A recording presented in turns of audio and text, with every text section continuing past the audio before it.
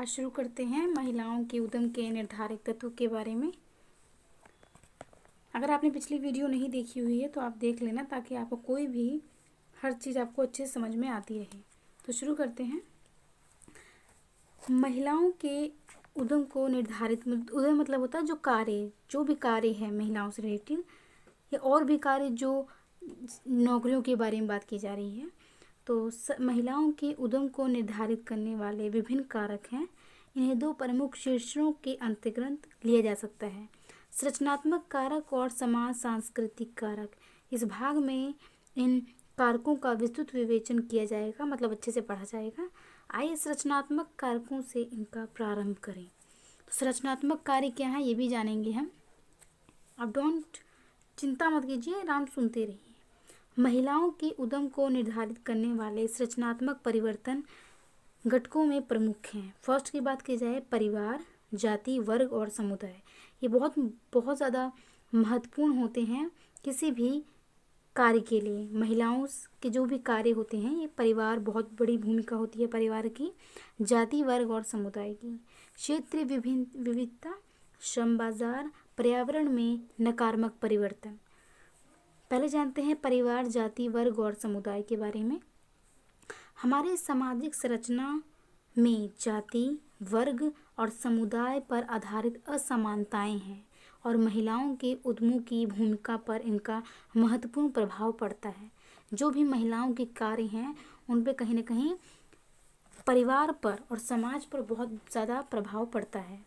जैसे कि आपने पहले पढ़ा है, परिवार के अंतर्गत महिलाओं के उद्यम के मूल तत्व पुरुष और महिलाओं के बीच सम विभाजन से जुड़ा हुआ है।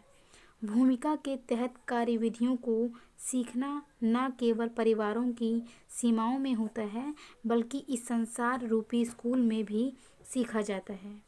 इस बड़े स्कूल में संचार माध्यम और उद्यम महिलाओं के उद्यमों की भूमिका से जुड़ी अभिव्यक्तियों एवं विश्वासों को और पक्का करने में महत्वपूर्ण भूमिका निभाते हैं। ग्रामीण क्षेत्रों में उच्च जाति की महिलाएं घर से बाहर ग्रामीण क्षेत्रों में उच्च जाति की जो महिलाएं होती हैं, उच्च जाति की महिलाएं घर से बाहर वेतन मिलने वाले रोजगार में काम नहीं करती हैं, क्योंकि काम न करना उच्च मान, प्रतिष्ठा और आत्मसम्मान की भावना से जुड़ा हुआ है। ग्रामीण क्षेत्रों में जाति पर आधारित कुछ व्यवसाय हैं। अगर बात की जाए ग्रामीण में, तो जाति पर आधारित कुछ व्यवसाय होते हैं, जैसे सुनार हुआ, लोहार हुआ, कुम्हार हुआ, बुनाई वाला हुआ, चमड़े का कार्य करने वाला हुआ। इन कामों में महिला पुरुषों के बीच सामाजिक भेदभाव पर आधारित श्रम विभाजन स्पष्ट रूप से दिखाई पड़ता है। महिलाओं के लिए निश्चित प्रकार के कार्य के औचित्य अथवा उपयुक्तता के बारे में विभिन्न वर्गों, जातियों और समुदाय के बीच विभिन्न धारणाएं हैं। उदाहरण के लिए शिक्षण और नर्सिंग महिलाओं के लिए अधिक उपयुक्त कार्य माने जाते हैं। उपयुक्त मतलब यही हुआ कि सबसे आसान कार्य क्या है। जो आसान का भी अर्थ ये नहीं कि सबसे एकदम आसान कार्य, मतलब महिलाएं किस फील्ड में सुरक्षित हैं। जैसे शिक्षण, टीचर बन सकती हैं, नर्सिंग बन सकती हैं, डॉक्टर्स बन सकती हैं। तो इसके बारे में बात की गई है कि ये उपयुक्त कार्य माने जाते हैं। इस प्रकार कृषि में बुआई, कटाई, पौधे लगाना और उगाना इत्यादि महिलाओं के उद्यम माने जाते हैं। ये भी कार्य महिलाओं के माने जाते हैं। विभिन्न वर्गों में पुरुषों की तुलना में महिलाओं की शिक्षा, प्रशिक्षण मतलब ट्रेनिंग, संसाधनों और कौशल तक असमान पहुंच ही महिलाओं के कार्य उद्यमों का प्रकार निर्धारित करती है। अधिकांश अनुसूचित जातियों और जनजातियों, अनुसूचित जनजातियों का अर्थ हुआ जो हरिजन वर्ग के लोग, हरिजन जो लोग हैं उनकी बात की जा रही है। तो अधिकांश अनुसूचित जातियों और जनजातीय सामाजिक और आर्थिक रूप से वंचित हैं। ये आर्थिक रूप से बात की जाए तो ये इनकी जिसकी स्थिति है वो आर्थिक रूप से बहुत ही, कह सकते हैं, बहुत बेकार है। गरीब की बात की जाए तो गरीब ज़्यादा हैं ये। भारतीय संविधान में इनके लिए विशिष्ट व्यवस्था की गई है, मतलब इन्हें आरक्षण दिया गया है। और सरकार ने शिक्षण और शिक्षण संस्थाओं और नौकरियों में इनके पदों के आरक्षण की नीति का अनुसरण किया है। फिर भी इनमें से अधिकांश इन उपायों में विशेष लाभ नहीं उठा सके हैं। कई ऐसी, आपको ज़रूर नहीं है कि सबको लाभ मिले, तो ऐसे अनुसूचित जो हरिजन लोग हैं या जो आदिवासी लोग हैं, उन्हें कई लोगों को ऐसा लाभ नहीं मिला है। इन समूहों में महिलाएं और भी अधिक वंचित हैं। अगर महिलाओं की बात की जाए तो उनकी स्थिति और भी दयनीय है। स्कूलों में लड़कों की तुलना में लड़कियों के नामांकन बहुत कम है, मतलब उनका जो नाम है बहुत कम है दर्ज स्कूलों में। 2000 और 2001 के वर्ष में प्राथमिक स्कूलों में नामांकित 10,995 छात्रों में केवल 4,665 लड़कियां थीं। अधिसंख्य अनुसूचित जाति और जनजाति की महिलाएं भूमिहीन, मतलब जिनके पास भूमि ही ना हो, तो भूमिहीन कामगार हैं। उन पर सामाजिक, आर्थिक और पर्यावरणीय प्रतिबंध हैं। इन कारणों से स्कूलों में उनकी संख्या कम है। तो उनके कारण भी बता दिए गए कि जो समाज और जो आर्थिक और पर्यावरणीय प्रतिबंध है, उन पर रोक लगी हुई है। दूसरा पॉइंट पढ़ते हैं हम क्षेत्रीय विविधता के बारे में। क्षेत्रीय विविधता एक अन्य संरचनात्मक कारक है जो भारत में महिलाओं को उद्यम में भाग लेने के संदर्भ में प्रभावित करता है। उत्तर भारत की तुलना में दक्षिण, उत्तर भारत किसे कहा गया है, जो उत्तर की तरफ, अगर एग्जाम्पल के रूप में बताऊं मैं, जैसे उत्तर प्रदेश, वह सारे उत्तर भारत के अंतर्गत ही आते हैं। और दक्षिण की बात की जाए तो साउथ की बात की जा रही है। तो उत्तर भारत की तुलना में दक्षिण, उत्तर पूर्व, केंद्रीय आदिम जाति क्षेत्रों में महिलाओं की उद्योगों में भागीदारी अधिक है। दक्षिण की तरफ की बात की जाए तो इनमें महिलाओं की जो भागीदारी है वो अधिक है। महिलाओं का उद्योगों में भाग लेना गेहूं उत्पादन क्षेत्रों के मुकाबले चावल उत्पादन क्षेत्रों में अधिक है। गेहूं की बात की जाए तो उसके मुकाबले चावल में उनकी बहुत महत्वपूर्ण भूमिका होती है। इसके कारक सांस्कृतिक और आर्थिक दोनों हैं, मतलब सांस्कृतिक तौर पे बात की जाए, आर्थिक तौर पर ये मजबूत हैं। आगे बात करते हैं श्रम बाजार। श्रम बाजार महिलाओं के लिए नौकरियों की उपयुक्तता और अनुपयुक्तता को निर्धारित करने वाली पारिवारिक विचारधारा श्रम बाजार में परंपरागत कार्यों के संदर्भ में स्पष्ट रूप से दिखाई पड़ती है। उदाहरण के लिए कृषि में महिलाएं हल नहीं चलाती, बल्कि वह निराई, प्रतिरोपण और कटाई का काम करती हैं। मतलब पुरुष जो लोग होते हैं वो हल चलाते हैं, लेकिन जो महिलाएं होती हैं वो क्या करती हैं, निराई करती हैं, कटाई का काम करती हैं। विद्युत उपकरण जैसे उद्योगों में महिलाओं को अधिकतर संयोजन करने के काम में रोजगार दिया जाता है। इस प्रकार नौकरियों में महिलाएं शिक्षण, नर्सिंग, कार्यालय कामों में संकेंद्रित हैं, मतलब वहाँ पे आपको ज़्यादा मिलेंगी। उन्हीं के अंदर वो संकेंद्रित, जैसे नर्सिंग का कार्य हुआ तो उसमें आपको ज़्यादा मात्रा में मिलेंगी। शिक्षण की बात की जाए, टीचर्स लाइन में बात की जाए तो उनमें आपको ज़्यादा महिलाएं देखने को मिलेंगी। आगे बात करते हैं, चौथे की बात करते हैं पर्यावरण में नकारात्मक परिवर्तन। अब पर्यावरण में नकारात्मक परिवर्तन क्या दर्शाता है? आपने इससे पहले पढ़ा है कि गरीब परिवारों की महिलाएं अधिकतर समय परिवार की आवश्यकताओं के लिए वस्तुएं और सेवाएं प्रदान करने में बिता देती हैं। बहुत से अध्ययन ये दर्शाते हैं कि जिन क्षेत्रों में पानी और जंगलों की कमी है, वहाँ की महिलाएं अधिकतर समय खाना पकाने के लिए ईंधन, लकड़ी, पशुओं के लिए चारा और घर में खपत के लिए पानी लाने में बिताती हैं। मतलब बात की गई है कि वो खाना बनाने के जो सामान होता है, जो लकड़ी होती है, उसको इकट्ठा करने में, पशुओं को चारा खिलाने में ही और घर के काम में ही अपना समय बिता देती हैं, पानी लाने के लिए। उत्तर प्रदेश के पहाड़ी क्षेत्रों में महिलाओं ने चिपको आंदोलन में सक्रिय रूप से भाग लिया। बहुत बड़ी संख्या में महिलाओं ने भाग लिया ताकि जंगलों को नष्ट होने से बचाया जाए, और इसके परिणाम स्वरूप उनके लिए ईंधन, पानी और चारे को इकट्ठा करने की कठिनाइयाँ कम हो सके और वह दैनिक जीवन की आवश्यकताओं की पूर्ति कर सकें। जो रोज़मर्रा की जीवन में ज़रूरतें हैं उसको वो पूरा कर सकें पर्यावरण से। विस्तृत विवरण के लिए इकाई का 30 का अध्ययन कीजिए। तो मतलब इसमें अगर आपको ज़्यादा जानकारी चाहिए तो आप उसको, इसमें ये बताया गया है कि वो अध्ययन कीजिए, 30 का अध्ययन कीजिए। लेकिन इसमें इतना ही पर्याप्त है, मैं बताऊं, क्योंकि इसमें सारी चीज़ें बता गई हैं कि लकड़ी की पर्यावरण पर जो नकारात्मक परिवर्तन है वो क्या दर्शाता है, कि जंगलों को काटा गया, जिससे कहीं ना कहीं ये चिपको आंदोलन के बारे में आप अच्छे से लिख सकते हैं। और महिलाओं को क्या ज़रूरतें होती हैं, पर्यावरण से क्या चीज़ें ज़रूरतें होती हैं। आगे पढ़ते हैं, सामाजिक सांस्कृतिक कारक। सामाजिक सांस्कृतिक कारक नैतिक मान्यताएं, अभिवृत्तियां, रीति रिवाजों, पारिवारिक विचारधारा, परिवार की जो भी विचारधाराएं होती हैं उसके बारे में। समाजीकरण की प्रक्रिया, महिला पुरुष के बीच सामाजिक भेदभाव पर आधारित श्रम विभाजन और स्वयं बोध से महत्वपूर्ण सामाजिक सांस्कृतिक कारक हैं जो महिलाओं के रोजगार को प्रभावित करते हैं। आइए अब इन पर परिवर्तकों की संक्षिप्त रूप से व्याख्या करें। शॉर्ट में इसके बारे में हम जानते हैं। तो नैतिक मान्यताएं, प्रतिमान, अभिव्यक्ति और रीति रिवाज। नैतिक मान्यताएं, प्रतिमान, अभिव्यक्ति और रीति रिवाज महिलाओं के कार्य को निर्धारित करते हैं। उद्यम को ना बोल के मैं कार्य बोलूँगी, आप समझिएगा। तो महिलाओं के कार्य को निर्धारित करते हैं और ये स्थिर ना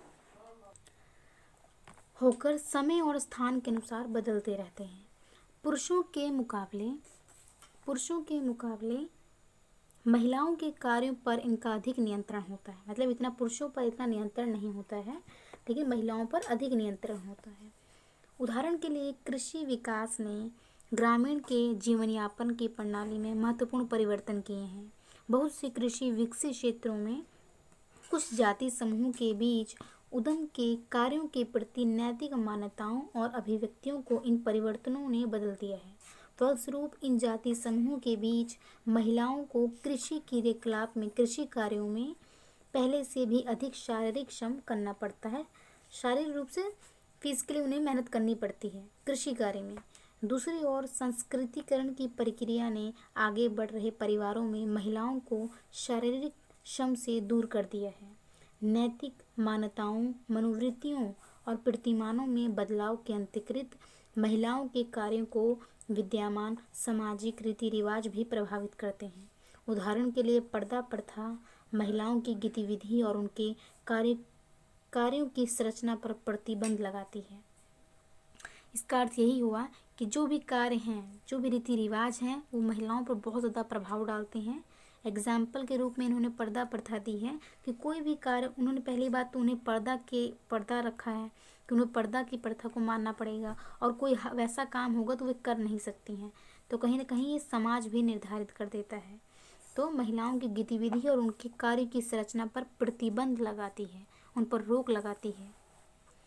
आगे बढ़ते हैं, पारिवारिक विचारधारा और लड़कियों का समाजीकरण। परिवार की विचारधारा के बारे में जानेंगे। तो पारिवारिक विचारधारा कई तरीकों से अभिव्यक्त होती है। मतलब कई तरीके से लोग कोई ना कोई बातें करते हैं, अलग अलग सोच होती है। जैसे यौन भूमिका की व्याख्या द्वारा लड़कियों और महिलाओं पर नियंत्रण, कि जब लड़कियां अपनी जवान हो जाती हैं, अब यौन अवस्था में आ जाती हैं, तो कहीं ना कहीं उन पर नियंत्रण हो जाता है परिवार का। परिवार, सामाजिक परिस्थिति, मान प्रतिष्ठा की धारणाएं, महिलाओं के कार्यों का अवमूल्यन, स्वास्थ्य पोषण, शिक्षा जैसे पारिवारिक संसाधनों तथा बालिकाओं की अति सीमित पहुंच और पुरुष प्रधान संरचना, महिलाओं को परिवार की सहायता पर निर्भरता इत्यादि, कि जो महिलाएं हैं वो कहीं ना कहीं परिवार की सहायता पर डिपेंड कर जाती हैं। लड़कियों को बचपन से ही इस प्रकार पाला जाता है कि वे परिवार की विचारधारा को स्वीकार करें, परिवार की जो विचारधारा है उसको वो माने।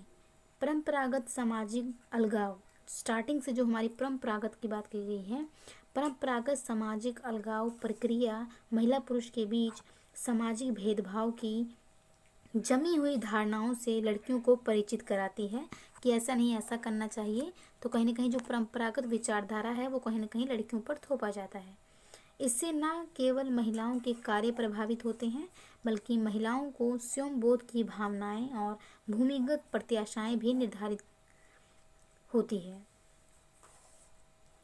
तो इसमें आपने यही पढ़ा कि कैसे शुरू से ही उन पर कमांड रखी जाती है कि तुम्हें क्या करना है, क्या नहीं करना चाहिए। ये विचारधाराएं जो हैं ये शुरू से ही सिखाई जाती हैं ताकि लड़की इसका निरादर ना करे।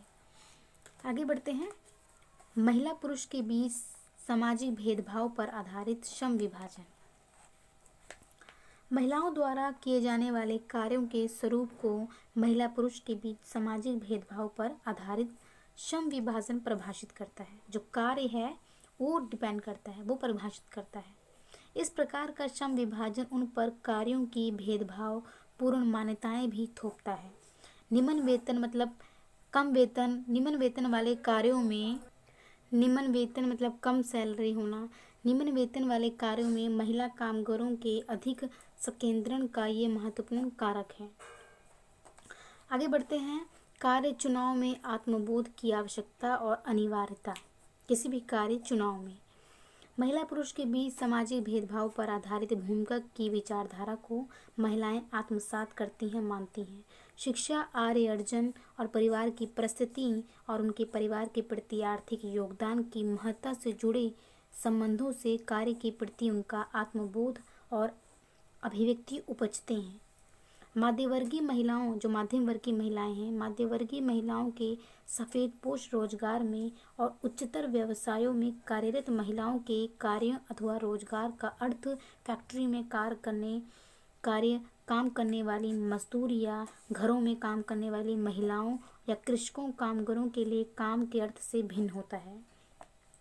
मध्यम वर्ग की जो कार्य होते हैं, जो महिलाएं कार्य करती हैं, वो कहीं ना कहीं जो निम्न घर की महिलाएं करती हैं उससे बिल्कुल अलग होता है, क्योंकि वो सफ़ेद पोश की बात की है, एकदम जो कार्यालय में बैठ के कार्य करती हैं। उस आधार पे वो कहती हैं कि मध्यम वर्ग की महिलाएं वो ज़्यादा, ये चीज़ डिफरेंस बताया गया है।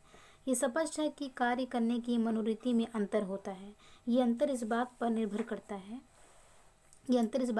करता है कि महिलाएं भरण पोषण के लिए कार्य कर रही हैं, मतलब अपना सिर्फ गुजारा चलाने के लिए काम कर रही हैं, अथवा समाज में अपनी परिस्थिति ऊंची करने के लिए कार्य कर रही हैं। ये कार्य किस प्रकार करती हैं? कुछ महिलाएं सिर्फ अपना जीवन यापन के लिए कार्य करती हैं और कुछ महिलाएं जो होती हैं अपना समाज में अपनी एक अलग स्टेटस बनाना चाहती हैं। कार्य के लिए तर्कधार विभिन्न वर्गों में अलग अलग होता है। गरीब घरों में महिलाओं के पास कार्य करने के अतिरिक्त अन्य कोई विकल्प नहीं होता। तो गरीब घर की जो महिलाएं होती हैं उन्हें सिर्फ अपने घर को चलाने के लिए और कोई उनके पास उपाय नहीं होता है। तो आगे बढ़ते हैं। महिलाओं की कार्य भूमिकाओं में परिवर्तन लाने वाली प्रक्रियाएं क्या हैं? मैंने आपसे पूछा क्या है, लेकिन इसमें है नहीं, लेकिन मैं आपसे पूछ रही हूँ कि जो महिलाओं की कार्य भूमिकाएं हैं, जो भी कार्य करती हैं, उसे परिवर्तन लाने वाली प्रक्रियाएं क्या हैं? तो सामाजिक, आर्थिक और राजनीतिक विभिन्न प्रक्रियाओं से, चाहे सामाजिक हो, आर्थिक हो या राजनीतिक हो, विभिन्न प्रक्रियाओं से महिलाओं की कार्य की भूमिकाओं में परिवर्तन हुआ है। चाहे राजनीति की बात की जाए, सभी कार्यों में महिलाओं के जो कार्य हैं पहले से वो उसमें परिवर्तन आया है। इस भाग में समाज में महिलाओं के कार्य की भूमिका को बदलने की प्रक्रियाओं के तरीके पर चर्चा की जाएगी। शिक्षा और प्रशिक्षण की बात करते हैं। शिक्षा, प्रशिक्षण और बेहतर वेतन देने वाली नौकरियों का आपस में घनिष्ठ संबंध है। यह तर्क पहले भी किया जा चुका है कि महिलाओं की शिक्षा उन्हें बेहतर और उच्च कोटि का रोजगार दिलाने में सहायता करती है। बड़े शहरों में कामकाजी मध्यम वर्ग की शिक्षित महिलाओं के बीच इस साक्षात उदाहरण को देख सकते हैं कि जो बड़े शहरों में कामकाजी महिलाएं मिलेंगी, एक मध्यम वर्ग की महिलाएं मिलेंगी जो शिक्षित हैं और कार्य कर रही हैं। अभी भी कुछ समस्याएं हैं जिन्हें सुलझाना होगा। आपने देखा होगा कि आर्थिक वर्ग और महिला पुरुष में सामाजिक भेदभाव के अनुसार महिलाओं के गुणात्मक शिक्षा और उच्च शिक्षा एवं व्यावसायिक शिक्षा तक पहुंच निर्धारित होती है। धीरे धीरे अब जो उच्च शिक्षा तक महिलाएं बढ़ रही हैं, अपना स्टेटस अच्छा बनाने का प्रयास कर रही हैं। लड़कियों को स्कूल में शिक्षा जारी न रख पाने की समस्या और स्कूल जल्दी छोड़ देने की उच्च दर के पीछे ये यथार्थ होता है, ये कारण होता है कि गरीब परिवारों में बहुत कम लोग शिक्षा को बेहतर भविष्य की दृष्टि से देख पाते हैं। गरीब परिवारों में ही कहते हैं कि शिक्षा के जाना है तो घर मतलब पढ़ाई लिखाई से कोई मतलब नहीं है, खाने पीने बनाना होता है। तो इस प्रकार उनमें कहीं ना कहीं शिक्षा की कोई ज़रूरी नहीं होता है कि क्या करेंगे शिक्षा लेकर। तो शिक्षा को बेहतर भविष्य की दृष्टि से नहीं देख पाते और ना ही वह इस भविष्य के लिए बेहतर निवेश मानते हैं कि ज़रूर अच्छा पैसा लगाना भी ज़रूरी नहीं है, क्योंकि वो इसको मानते ही नहीं हैं। दैनिक जीवन की अनिवार्यताएं लड़कियों को उनकी शिक्षा में सार्थक निवेश से वंचित कर देती हैं। मध्यम तथा उच्च वर्गों से केवल एक छोटे से समूह की शिक्षित लड़कियां ही अपने कैरियर के लिए नियोजन करती हैं, प्लानिंग करती हैं। कौन? मध्यम तथा उच्च वर्गों से केवल एक छोटे से समूह की शिक्षित लड़कियां ही अपने कैरियर के लिए नियोजन करती हैं। कभी कभी शिक्षा को आगे फल देने वाले निवेश के रूप में भी देखा जाता है कि शिक्षा आगे हमें काम आएगा और इसका उपयोग आवश्यकता पड़ने पर किया जाता है। सामाजिक भूमिकाओं के प्रति पहले से जमी जमाई धारणाओं के चलते महिलाएं ललित कलाएं, मानविकी, गृह विज्ञान को चुनती हैं और कभी कभी परिवार की ओर से तकनीकी और व्यावसायिक शिक्षा में लड़कियों की ट्रेनिंग और अन्य विभिन्न कारणों से लंबे समय के लिए निवेश करने की अनिच्छा, मतलब इच्छा ना होना, अनिच्छा के कारण भी वह उपयुक्त विषय चुनती हैं। कि मतलब जैसे बहुत लंबा कोई सब्जेक्ट है तो बहुत लंबा पढ़ना पड़ेगा और दूसरा सब्जेक्ट उसी से बहुत कम है और बहुत आसान है तो उसको ले लेना। तो कहीं ना कहीं अपने समय को भी बचाती हैं और निवेश जो पैसा है उसको भी बचाती हैं। व्यावसायिक और तकनीकी संस्थाओं में लड़कियों के कम नामांकन के आंकड़े से भी ये स्पष्ट होता है। अब जैसे डॉक्टरी कोई करना चाहता है, कोई भी लड़की करना चाहती है तो उसमें पैसे भी लगेंगे और कहीं ना कहीं उस सब्जेक्ट पे उन्हें फोकस भी करना पड़ेगा। तो कहीं ना कहीं पैसे की भी बात आ जाती है और फोकस की भी बात आ जाती है। तो कहीं ना कहीं इससे वैसे अब बहुत ज़्यादा कर रही हैं महिलाएं, लेकिन बहुत से ऐसी नहीं करती हैं। आगे बढ़ते हैं। प्रौद्योगिकी परिवर्तन। श्रम विभाजन के मुद्दे, उत्पादन के साधनों के स्वामित्व, पुरुष और महिलाओं के बीच संसाधनों पर नियंत्रण में असमानता और शिक्षा तथा ट्रेनिंग तक प्रशिक्षण तक पहुंच पर विचार किए बिना प्रौद्योगिकी परिवर्तन और महिलाओं के कार्य की समस्याओं के अध्ययन नहीं किया जा सकता। पहले से बताए गए कारणों और तकनीकी शिक्षा में वर्ग तथा महिला पुरुष में सामाजिक भेदभाव पर आधारित पक्षपात के कारण जब कभी तकनीकी परिवर्तन की स्थिति में मजदूरों की बहाली होती है तो महिला मजदूरों की बहाली सबसे पहले होती है। कृषि आधुनिकीकरण, कृषि की बात की जा रही है, टेक्निकल हर चीज़ का कृषि में यूज़ करना। तो कृषि आधुनिकीकरण और औद्योगिकीकरण प्रक्रियाओं के तहत बिना कौशल वाली महिला कामगारों का स्थान छिन गया है। जो बिना कौशल, कोई चीज़ सीखी हुई नहीं है पहले से, जो बिना कौशल वाली महिला कामगारों का स्थान छिन गया है। उदाहरण के लिए हरित क्रांति क्षेत्रों में खेतीबाड़ी के कार्यों में जैसे निराई, कटाई, गहाई इत्यादि परंपरागत कार्यों में महिलाओं का स्थान मशीनीकरण ने ले लिया है। अब टेक्निकल हर चीज़ बात की जाए तो ट्रैक्टर आ चुका है, हर चीज़ की बात की जाए तो मशीनीकरण ने ले लिया है। खाद्य पदार्थ, तंबाकू, वस्त्र उद्योग और खनिजों में महिला औद्योगिक कामगारों पर प्रौद्योगिकी के प्रभाव को बताने वाले विभिन्न अध्ययनों में दिए गए आंकड़े ये दर्शाते हैं कि पूंजीगत उद्योगों का महिला कामगारों की खपत पर प्रतिकूल प्रभाव पड़ा। मतलब महिलाओं के कार्य को अब कहीं ना कहीं मशीनों ने ले लिया और बहुत कम समय में ही वो कार्य फिनिश कर दिया। प्रौद्योगिकी का प्रारंभ करना नई तकनीकों और प्रशिक्षण की मांग करता है और अधिकतर महिलाओं को नई तकनीकों तथा प्रशिक्षण के अभाव में काम छोड़ना पड़ता है, क्योंकि सब चीज़ों की नई एक तकनीक है, नई टेक्निकल की बात की जाए, हर चीज़ में टेक्नोलॉजी लग रही है। तो नई नई तकनीकों और प्रशिक्षण की ट्रेनिंग जो है महिलाओं तक नहीं पहुंच रही है, इसलिए उन्हें काम को छोड़ना पड़ता है। आगे बात करते हैं महिला और अन्य उत्पादकीय संसाधनों तक पहुंच। अब महिला नहीं, भूमि और अन्य उत्पादकीय संसाधनों तक पहुंच। संस्कृति में पुत्र जन्म के लिए सार्वभौमिक वरीयता और उत्तराधिकार प्रणाली में पुरुषों की प्रधानता की स्थिति में उत्पादक साधनों, भूमि, पूंजी, प्रौद्योगिकी तक महिला पुरुष के बीच सामाजिक भेदभाव के आधार पर तय होती है। मतलब कहीं न कहीं जो पुरुषों को वरीयता दी जाती है जन्म से ही। हर फील्ड में ये बात की जाए तो हर फील्ड में पुरुषों को ज़्यादा अच्छा माना जाता है महिलाओं से, और कहीं न कहीं सामाजिक भेदभाव के आधार पर तय होती है। सामाजिक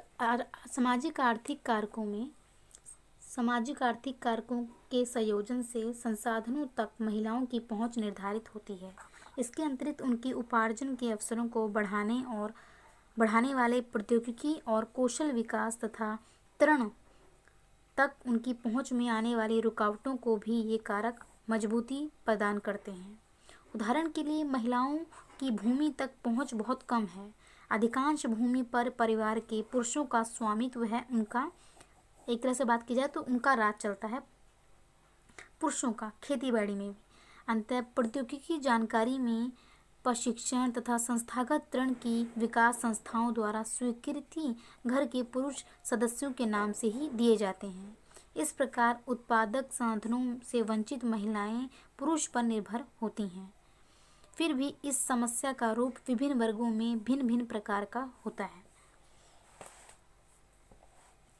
आगे बढ़ते हैं। महिला उत्पादकों और कामगारों के संगठन दबाव समूह के रूप में। उनके संगठनों के बारे में जानेंगे, संगठन दबाव समूह के बारे में।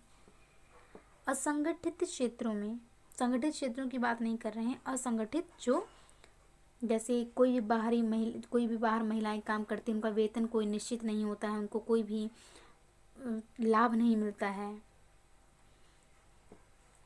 तो असंगठित क्षेत्रों में बड़ी संख्या में कार्य करने वाली गरीब महिलाओं को ट्रेड यूनियन आंदोलन से बहुत कम लाभ हुआ है। कालांतर में न केवल संगठित कार्य शक्ति में महिलाओं की सहभागिता घटी है, बल्कि ट्रेड यूनियनों में भी इनकी संख्या में कमी आई है। 1970 के दशक में महिलाओं को संगठित करने का कार्य धीरे धीरे शुरू हुआ था। महिला कामगारों ने अपने अधिकारों की सुरक्षा, संसाधनों, भूमि, ऋण बाजार, कच्चा माल, प्रशिक्षण मतलब ट्रेनिंग, कानून तक पहुंच की मांग और नीति परिवर्तन के लिए स्वयं को संगठित किया कि हमें ये सारी चीज़ें मिलनी चाहिए। अगर वो रोज़गार करती हैं बाहर, तो उन्होंने जो भी उनके साथ वेतन में कमी, भेदभाव, उन्होंने एक ट्रेड यूनियन कह सकते हैं आंदोलन किया, ताकि उनको हर चीज़ पुरुषों के मुकाबले उनको भी सारी चीज़ों जो भी संसाधन है उनको उन तक पहुँचे।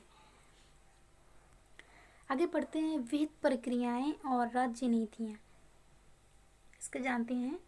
विभिन्न क्षेत्रों में रोजगार भागीदारी तथा अर्थव्यवस्था की विभिन्न क्षेत्रों में सरकारी नीतियों के माध्यम से महिलाओं के लिए कार्य अवसरों में परिवर्तन और प्रसार को लाया जा सकता है।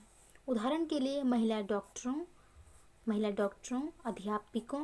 अध्यापिकाओं, नर्सों की बढ़ती हुई मांग और विकास कार्यक्रमों जैसे स्वास्थ्य की बात की जाए, शिक्षा, समाज कल्याण, ग्राम विकास इत्यादि कार्यों के लिए कार्यकर्ताओं की मांग महिलाओं के रोजगार अवसरों को बढ़ाएगी।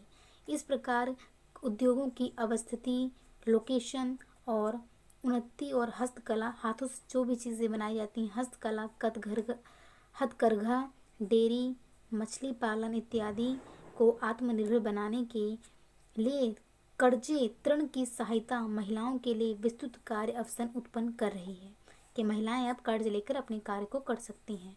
जहां पर पहले महिलाएं कार्य करती थी, वहां उद्योगों अथवा कृषि में आधुनिकीकरण उन्हें हटाने का साधन बन गया है। प्रौद्योगिकी उन्नति और निर्यात। प्रौद्योगिकी उन्नति और निर्यात, कोई चीज़ को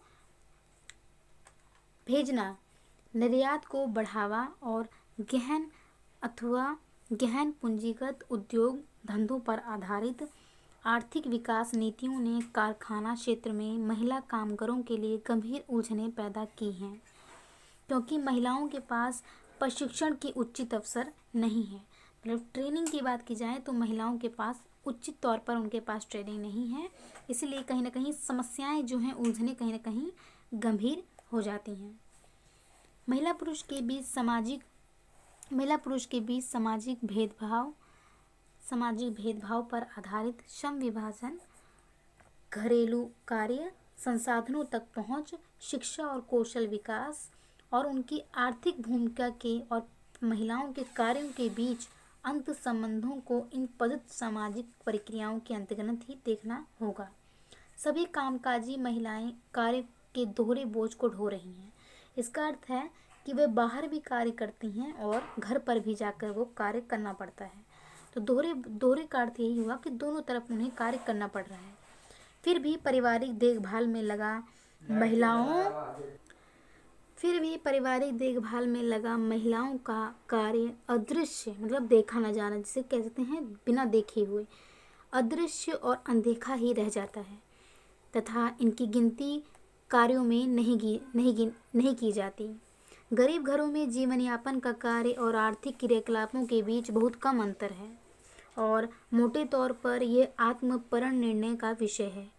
अधिकांश महिलाएं निम्न वेतन श्रेणी के असंगठित अथवा अनौपचारिक क्षेत्र में व्यावसायिक पाठ्यकृत उद्यम में शोषण की परिस्थितियों और रोजगार असुरक्षा की दशाओं में काम कर रही हैं।